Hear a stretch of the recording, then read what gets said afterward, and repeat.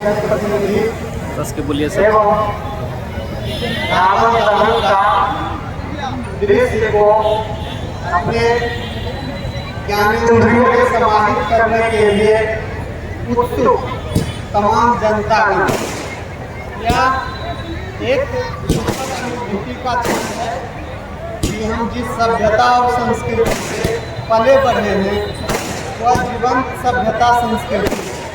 यह सभ्यता संस्कृति संवेदनशील है। यह सभ्यता संस्कृति यथार्थवादी है।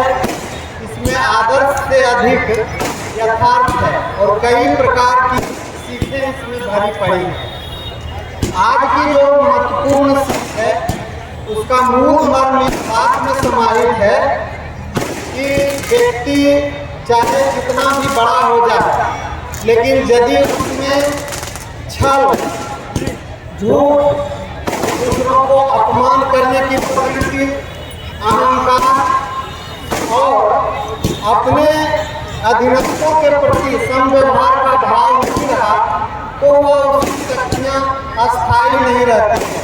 वह धीरे धीरे क्षरित होती है और क्षरित होने के उपरांत उसका और उसके साथ साथ उसके संपूर्ण जगत की लीला तय हो जाती है। इस रावण की हम लोग परिचर्चा करेंगे। जिस रावण के बारे में हम लोग चर्चा करेंगे, रावण कोई साधारण व्यक्ति नहीं। इनके अंदर ज्ञानों की अंबार थी।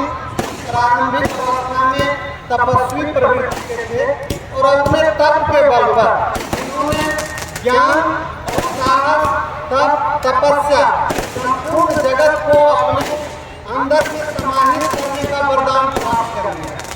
किंतु कालांतर में उनके चेतना उनका साथ नहीं दिया और वह पथभ्रष्ट हो गए, दूसरे दिशा की ओर अग्रसर हो गए और दिन प्रतिदिन काम, लालच, लोभ, अपमान, अहंकार आदि कुप्रवृत्तियों के मार्ग पर इतना आगे चले गए कि वह जो संचित उनके पास ज्ञान, संचित धन और संचित बल था सब धीरे धीरे स्वतः क्षरित होने लगा। और आप लोग सभी जानते हैं कि वो अपने साथ साथ अपने सोना की लंका को समाप्त कर लिए। उनके पीछे उनके परिवार के एक ही व्यक्ति जिनका नाम हम विभीषण के रूप में जानते हैं वह बचे और भगवान राम क्षमा, दया, तप, त्याग, मनोबल के सहारे सामान्य लोगों के माध्यम से सामान्य लोगों के साथ अपना मैत्री भाव विकसित करके उस लंका पर जाकर के विजय पताका लहराए। इसमें सीख यह है कि व्यक्ति को ऊपर जाने के लिए काफी मेहनत करना पड़ता है, लेकिन उस ऊंचाई को प्राप्त करने के बाद वहाँ बने रहने के लिए और भी अधिक संयम, धैर्य, चेतनायुक्त कार्य करने की आवश्यकता रहती है। तभी व्यक्ति अपने प्रारंभ से अंतिम समय तक सबके लिए स्वीकार होता है। हम आप लोगों से यही निवेदन करते हैं, नीर और क्षीर के बीच का भेद आप लोग हमेशा परखें। प्रशासन के कार्यों में हम लोग आपके बीच आते रहते हैं, अपने सार्वजनिक जीवन को सार्वजनिक समीक्षा के लिए पूरा होकर पदीय कर्तव्यों का निर्वहन करते हैं। इस क्रम में किसी प्रकार की विसंगति यदि आती है तो आप जनता हैं, आप जनार्दन हैं, आप ही हमारे प्राण रक्षक हैं।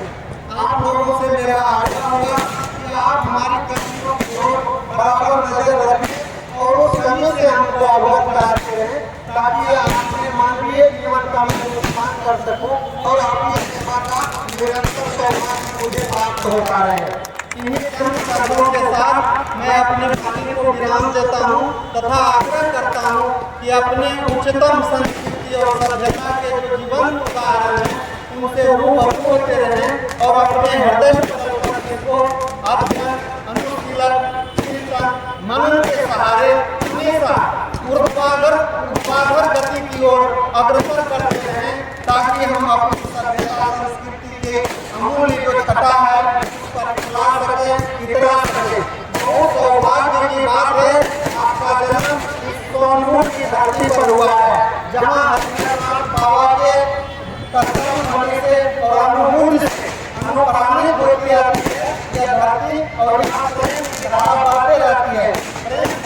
विकसित होने दें, ईर्ष्या भाव को तिरोहित करें। इसी संकल्प के साथ हम अहंकार को दमित करते हुए प्रेम की गंगा को आगे बढ़ाएं, ताकि संपूर्ण जो आत्मा है वह अनवरत रूप से मुक्त होते रहे। इन्हीं सब संबंधों के साथ मैं अपने वाणी को विराम देता हूँ।